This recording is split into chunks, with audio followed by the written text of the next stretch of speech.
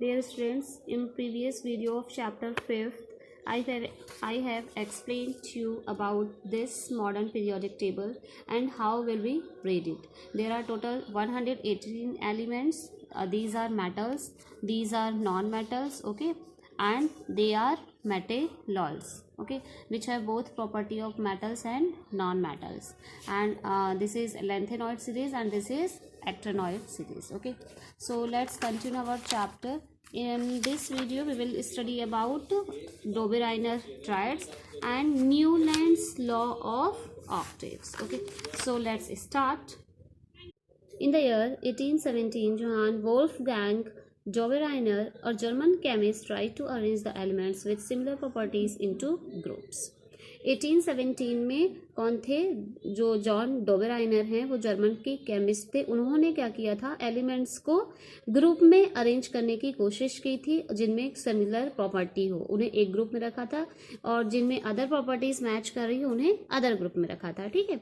ही identifies some groups having 3 elements each. उन्होंने क्या किया था कि 3 एलिमेंट्स को हर ग्रुप में रखा था जिनमें प्रॉपर्टीज मैच हो रही थी, जिनमें सिमिलर प्रॉपर्टीज थी. So he called these groups triads.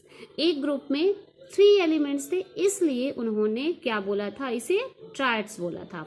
Dobereiner showed that when the 3 elements in a triad were written in the order of increasing atomic masses, the atomic mass of the middle element was roughly the average of the atomic masses of the other 2 elements. जब क्या किया था Dobereiner ने? Elements को उनके atomic mass के बढ़ते हुए सीक्वेंस में अरेंज करने की कोशिश की, तो उन्होंने क्या पाया कि जो बीच वाला एलिमेंट है उसका एटॉमिक मास अदर जो 2 एलिमेंट हैं उनके एटॉमिक मास का क्या होता है? एवरेज होता है. जैसे हम यहाँ मान सकते हैं कि नाइट्रोजन, जो फॉस्फोरस का एटॉमिक मास यहाँ पे कितना है? 31. तो इसका एटॉमिक मास नाइट्रोजन और जो ये एस्टाटीन है उसके एटॉमिक मास का एवरेज होगा. यदि आप 14 प्लस 74.9 यहाँ पे आप इसका क्या लोगे? अप्रॉक्सीमेट लोगे, तो यहाँ पे राउंड फिगर में कितना हो जाएगा इसका? 75. सो 14 प्लस 75 डिवाइडेड बाय 2 करोगे तो आपका जो एवरेज है वो कितना आएगा? 31 आएगा, जो कि फॉस्फोरस का क्या हो जाएगा? एटॉमिक मास हो जाएगा. Okay, now see here. For example, take the triad consisting of lithium, sodium and potassium. मान लो कि कोई जो ट्रायड है वो बना हुआ है लिथियम का. ओके, किसका बना है? Lithium, sodium and potassium. Okay, respective masses देखो कितना है? 6.9, 23.0 एंड 39.0. ठीक है. यहाँ पे इसका लिथियम का कितना दिया है? 6.9. देन सोडियम का कितना दिया है? 23. एंड पोटेशियम का कितना दिया है? 39.0. ओके, 39.0 दिया है. अब यदि इसमें देखो लिथियम और पोटेशियम का जो एटॉमिक मास है कितना है? 6.9 है लिथियम का, मीन्स हम इसको 7 ले सकते हैं. देन पोटेशियम का कितना है? 39 है. अब ये इसका एवरेज हम निकालेंगे तो अब यहाँ पे कितना आ जाएगा? 39 प्लस 7 हो जाएगा 46 divided by 2. 46 divided by 2 means 2 2 ज़ा 4, 2 3 ज़ा 6. अब यहाँ पे देखो आंसर कितना आया? 23 आया. मीन्स लिथियम और पोटेशियम के एटॉमिक मास का एवरेज आया 23. अब आप देखेंगे कि जो सोडियम का मास होता है वो कितना होता है? 23 होता है. ठीक है. सो उस टाइम पे डोबेराइनर ने केवल 3 ग्रुप्स ही ऐसे आइडेंटिफाई किए थे एटॉमिक मास के मींस बढ़ते हुए सीक्वेंस में, और उन्होंने 3 ग्रुप्स ही उस समय केवल पाए थे. ठीक है. जैसे कि ये lithium, sodium, potassium, calcium, strontium, beryllium and chlorine, bromine, iodine. ये डोबेराइनर के क्या थे? ट्रायड्स थे. 3 ग्रुप्स उन्होंने अरेंज किए थे. ये जो यहाँ पे टेबल आपको 5.1 दी गई है, इसमें आपको फाइंड आउट करना है कि कौन सा ऐसा वाला ग्रुप है जो डोबेराइनर ट्रायड्स को क्या कर रहा है, जिससे हमें पता चल रहा है. डोबेराइनर ट्रायड्स जो रूल जिसमें फॉलो हो रहा है इसमें आपको देखना है. सो यहाँ पे आपको कौन सा ग्रुप इसमें आपको दिखेगा? इसमें आपको ग्रुप बी, और ग्रुप सी के जो एलिमेंट्स हैं वो डोबेराइनर ट्राइड्स को शो कर रहे हैं, क्योंकि कैल्शियम और बेरियम का जो एटॉमिक मास का एवरेज निकालेंगे आप तो 87.6 आएगा, और एवरेज आप ऐसे ही निकालेंगे। ठीक है, यहाँ पे क्लोरीन और आयोडीन के एटॉमिक मास ये दिए गए हैं, इनका एवरेज जब आप निकालेंगे तो ब्रोमीन का एटॉमिक मास आपको मिल जाएगा। ठीक है, बाकी ये जो ग्रुप ये वाला जो है नाइट्रोजन, फास्फोरस और जो एस्टाटीन है ये शो नहीं करते हैं डोबेराइनर ट्राइड्स को। ठीक है, so you will find that group B and C form Dobereiner triads. Dobereiner could identify only 3 triads from the elements known at that time. उस टाइम पे केवल जो भी एलिमेंट्स उस टाइम पे मिले थे तो डोबेराइनर केवल 3 ग्रुप सी ऐसे आइडेंटिफाई कर पाया था। ठीक है, hence this system of classification into triads was not found to be useful. इसलिए ये बहुत ज़्यादा यूजफुल नहीं था, एलिमेंट्स को क्लासीफाई करने का ये जो सिस्टम था बहुत ज़्यादा यूजफुल उस टाइम पे नहीं था। ठीक है, now see Newlands law of octaves. Okay, जब डोबेराइनर ने क्या किया, डोबेराइनर ट्राइड्स बनाए, मीन्स एलिमेंट्स को उनके एटॉमिक मासेस के बेस पे अरेंज किया और देखा कि जो बीच वाला एलिमेंट्स है उसका मास अदर जो 2 एलिमेंट्स हैं उनके मास का एवरेज है। तो इस चीज़ को देखते हुए अदर साइंटिस्ट ने भी एटॉमिक मास को कोरिलेट करते हुए एलिमेंट्स को उनकी प्रॉपर्टी के बेस पे अरेंज करने की कोशिश की। सो इन 1866 John Newlands an English scientist arranged then known elements in the order of increasing atomic masses. So 1866 में जो न्यूलैंड साइंटिस्ट थे, ठीक है, इंग्लिश साइंटिस्ट थे, उन्होंने उस टाइम पे जितने भी एलिमेंट्स पता चल चुके थे उस टाइम पे, इनके टाइम पे मीन्स न्यूलैंड के टाइम पे जितने भी एलिमेंट्स पता चल चुके थे उनको इंक्रीजिंग ऑर्डर में, एटॉमिक मास के इंक्रीजिंग ऑर्डर में क्या किया, अरेंज करने की कोशिश की। He started with the elements having the lowest atomic mass, जो कि किसका लोएस्ट एटॉमिक मास किसका होता है, हाइड्रोजन का, जो कि कितना होता है, हाइड्रोजन का एटॉमिक मास होता है 1। ओके, सो सबसे पहले उन्होंने किससे स्टार्ट किया अरेंज करना, कौन से एलिमेंट से, हाइड्रोजन से, जिसका एटॉमिक मास कितना होता है 1, and ended at thorium which was the 56th element. और उन्होंने कौन से एलिमेंट पे एंड किया, थोरियम पे एंड किया, जो कि कौन से नंबर का एलिमेंट था, 56 नंबर का एलिमेंट था। ठीक है, जो थोरियम होता है उसका एटॉमिक नंबर 90 होता है और उसका एटॉमिक मास कितना होता है 232.038, एंड हम इसको राउंड फिगर में 232 ले सकते हैं। और ये कौन से नंबर का एलिमेंट था, 56 नंबर का एलिमेंट था, और इसका मास मीन्स एटॉमिक मास क्या था, सबसे ज़्यादा था। ओके, उस समय जितने भी एलिमेंट्स मिले थे उसमें थोरियम का एटॉमिक मास क्या था, सबसे ज़्यादा था, इसलिए इसको लास्ट में रखा गया था और 56 नंबर पे रखा था न्यूलैंड्स ने।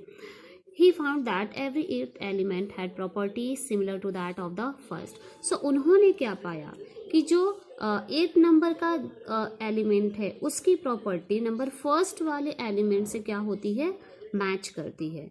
ठीक है, उन्होंने ये पाया कि नंबर 8 का जो एलिमेंट है उसकी प्रॉपर्टी नंबर फर्स्ट वाले एलिमेंट की प्रॉपर्टी से मैच करती है। He compared this to the octaves found in the music. अब उन्होंने इसका कंपैरिजन किससे किया कि जो ऑक्टेव्स मिलते हैं म्यूजिक में, मीन्स अब ये ऑक्टेव्स म्यूजिक में क्या, सा रे गा मा पा धा नी सा। ओके, अब यहाँ पे आप देखोगे 1 2 3 4 5 6 7, ठीक है, 8। अब यहाँ पे देखो जो नंबर वाला 8 का जो एलिमेंट, नंबर 8 का जो एलिमेंट है उसकी प्रॉपर्टी नंबर फर्स्ट वाले एलिमेंट से क्या करेगी, मैच करेगी। जैसे आप गाते हो सा रे गा मा पा धा नी सा, सा रे गा मा पा धा नी सा। सो ऐसे ही क्या होता है कि जो फर्स्ट जो 8 नंबर का एलिमेंट है उसकी प्रॉपर्टी फर्स्ट नंबर वाले एलिमेंट से मैच करेगी। अब यहाँ पे देखो फर्स्ट नंबर का एलिमेंट कौन सा है, हाइड्रोजन। अब 8 नंबर का हम एलिमेंट देखते हैं तो first, second, third, fourth, fifth, six, seventh, 8। अब 8 नंबर का एलिमेंट क्या आ रहा है हमारा, फ्लोरीन है। ठीक, सो हाइड्रोजन और फ्लोरीन की जो प्रॉपर्टी है वो मैच करेगी। लिथियम से यहाँ पे आप यदि काउंट करोगे तो 8 नंबर पे फिर सोडियम आएगा। यहाँ से देखो 1 2 3 4 5 6 7 8 मीन्स लिथियम और सोडियम की प्रॉपर्टी मैच हो रही है। अब बेरिलियम की प्रॉपर्टी मैग्नीशियम से क्या होगी, मैच करेगी। ये 8 नंबर पे आएगा यदि यहाँ से काउंट करोगे तो 1 2 3 4 5 6 7 8। सो बेरिलियम और मैग्नीशियम की प्रॉपर्टी मैच हो रही है, इसलिए इन्हें एक ग्रुप में रखा। बोरॉन और एल्यूमिनियम की प्रॉपर्टी मैच हो रही है, इसलिए इन्हें एक ग्रुप में रखा। कार्बन और सिलिकॉन की मैच हो रही है प्रॉपर्टी, इसलिए इन्हें एक ग्रुप में रखा। ठीक है। सो किसी भी जो जिस नंबर से एलिमेंट स्टार्ट हो रहा है उसके बाद का जो नंबर 8 वाला एलिमेंट आएगा उसकी प्रॉपर्टी क्या होगी कि पहले नंबर वाले एलिमेंट से क्या करेगी, मैच करेगी। ठीक है। तो इसे किसने फाइंड आउट किया, इस प्रॉपर्टी को न्यूलैंड्स ने फाइंड आउट किया। ठीक है। और उन्होंने क्या बोला, he compare this to the octaves found in the music, और उन्हें म्यूजिक में जो ऑक्टेव्स फाउंड होते हैं उससे कंपैरिजन किया। Therefore he called it the law of octaves, इसलिए उन्होंने इस लॉ को क्या नाम दिया, लॉ ऑफ ऑक्टेव्स। ये लॉ ऑफ ऑक्टेव्स, ये म्यूजिक में क्या होते हैं, ये ऑक्टेव्स कहे जाते हैं, इसीलिए इन्होंने क्या बोला था, इसे law of octaves. It is known as Newlands law of octaves. इस लॉ को क्या बोला गया, Newlands law of octaves. In Newlands octaves the properties of lithium and sodium were found to be the same. यहाँ पे हमने बताया ना कि लिथियम और सोडियम की प्रॉपर्टी सेम थी, बेरिलियम मैग्नीशियम की, बोरॉन एल्यूमिनियम की, कार्बन सिलिकॉन की, ऐसे ही नाइट्रोजन और फास्फोरस की, और ऑक्सीजन और सल्फर की प्रॉपर्टी क्या होगी, सेम होगी। यदि आप यहाँ से काउंट करोगे तो नंबर 8 का पोजीशन क्या निकलेगा, एलिमेंट नंबर 8 का कौन सा निकलेगा, सल्फर निकलेगा। ऑक्सीजन से यहाँ तक काउंट करोगे तो ऐसे ही। ठीक है। सो उन्होंने क्या देखा कि किसकी प्रॉपर्टी, लिथियम और सोडियम की प्रॉपर्टी क्या हो रही है, मैच कर रही है। बेरिलियम एंड मैग्नीशियम की resemble each other, part of the original form of Newlands octaves in given in table 5.3। ये है न्यूलैंड्स ऑक्टेव्स का जो उन्होंने टेबल बनाई थी। ठीक है, ये दी गई है टेबल। अब यहाँ पे देखो, it was found that the law of octaves was applicable only up to calcium, as after calcium every eighth element did not possess property similar to that of the first।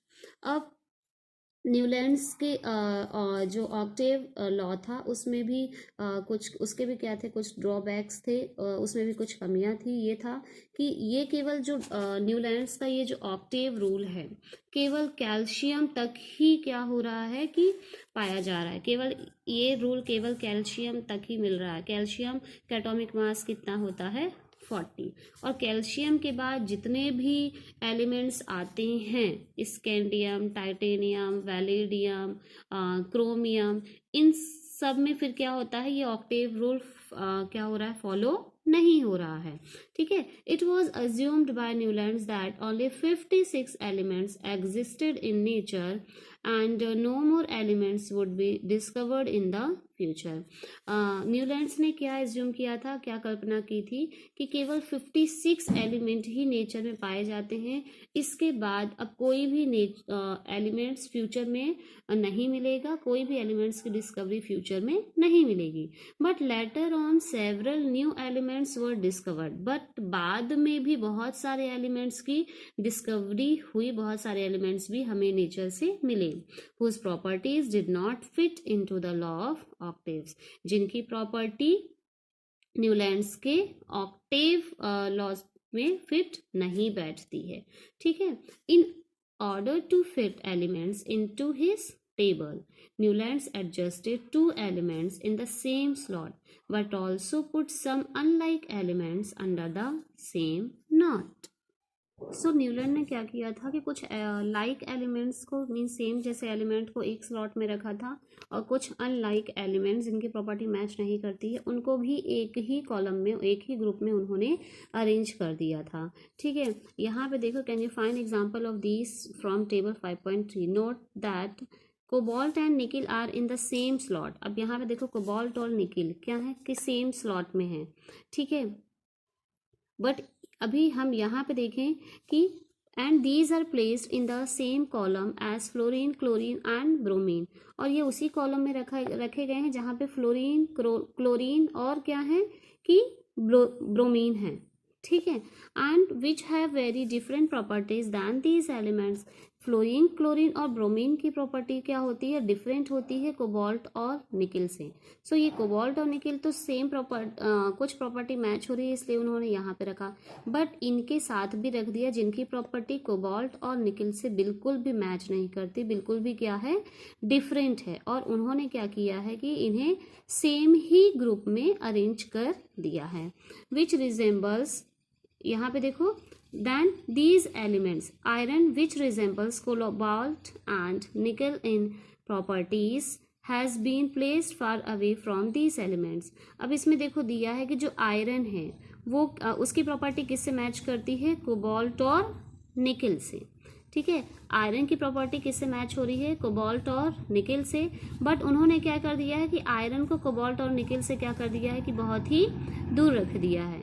अब यहाँ पे हम देखें तो ये देखिए आयरन यहाँ पे है, ठीक है, आयरन यहाँ है। अब इसकी प्रॉपर्टी मैच होती है कोबाल्ट और निकिल से, लेकिन देखिए कितना दूर रखा गया है, आयरन और कोबाल्ट को इस ग्रुप में रखा है, और सॉरी कोबाल्ट और निकिल को इस ग्रुप में रखा है और आयरन को इस ग्रुप में रखा है, जबकि ये दोनों की क्या होती है, प्रॉपर्टी क्या करती है कि मैच करती है। Okay, so has been placed far away from these elements. With the discovery of noble gases, the law of octaves become irrelevant. Okay, अब जो नोबल गैसेस की डिस्कवरी हो गई, नोबल गैसेस मीन्स की नियॉन, क्रिप्टॉन, जिनॉन और radon, ये होती हैं नोबल गैसेस। तो जब नोबल गैसेस की डिस्कवरी हो गई उसके बाद ये जो न्यूलैंड का जो ऑक्टेव रूल है, ये क्या हो गया कि इसको मीन्स और भी इग्नोर किया जाने लगा कि ये उतना मतलब खरा नहीं उतरा जितना कि इसे होना चाहिए था। Okay, thus Newlands law of octaves worked well with lighter elements only. So ये मीन्स निकाला गया कि ये पाया गया कि जो न्यूलैंड्स का जो लॉ है, ऑक्टेव लॉ है, केवल लाइटर एलिमेंट्स के लिए, मीन्स जिनका एटॉमिक मास क्या होता है, कम होता है, केवल उन एलिमेंट्स पे ही ये फॉलो हो रहा है, अदर एलिमेंट्स पे ये फॉलो नहीं हो रहा है। सो ये क्या है कि ये जो न्यूलैंड्स के जो ऑक्टेव लॉ है ये उसके लिमिटेशंस मीन्स क्या है, उसकी कमियां हैं। सो आई होप आपको ये ऑक्टेव रूल और डॉबे-राइनर ट्रायड समझ में आ गया होगा। और यहाँ पे आप जो देख रहे हैं सारे गामा पा ध नी सा, तो 7वें नंबर पे क्या है, नी है, और फर्स्ट नंबर पे सा, यहाँ पे देखो 8 नंबर पे भी सा आएगा। सो ऐसे ही फर्स्ट एलिमेंट की प्रॉपर्टी नंबर 8 के एलिमेंट्स की प्रॉपर्टी से क्या करेगी, मैच करेगी। सो ये ऑक्टेव रूल है, इस चीज़ को आप ध्यान रखिएगा।